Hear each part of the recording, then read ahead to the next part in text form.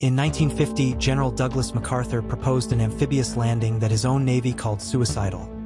Tides that only worked 2 days a year, a seawall instead of a beach, and a harbor full of mines. He was right and everyone else was wrong. 3 months earlier, North Korea had invaded the south and driven Allied forces into a tiny corner of the peninsula. The Korean War was nearly lost before MacArthur changed everything with one idea. MacArthur's plan was to land 75,000 troops at Incheon, directly behind North Korean lines, cutting their supply routes and trapping their entire army between two Allied forces. The Joint Chiefs called it a 5,000 to 1 shot. The tides at Incheon rose and fell 32 feet, among the most extreme in the world. Landing craft would have minutes to unload before being stranded on mudflats for 12 hours. The window to attack was September 15th.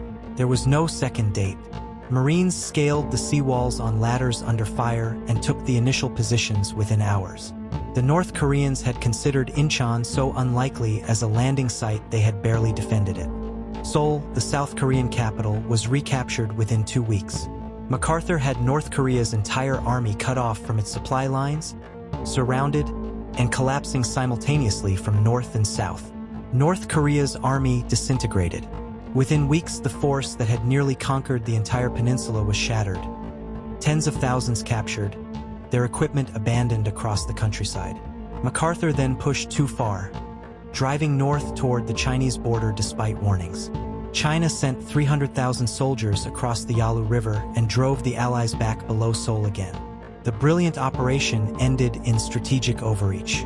MacArthur was fired by President Truman for publicly defying presidential authority.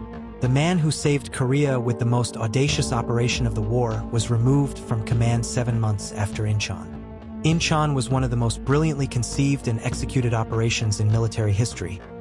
A landing that reversed a losing war in 2 weeks and proved that strategic boldness, when it works, can change everything. When it stops working, it ends careers and costs lives.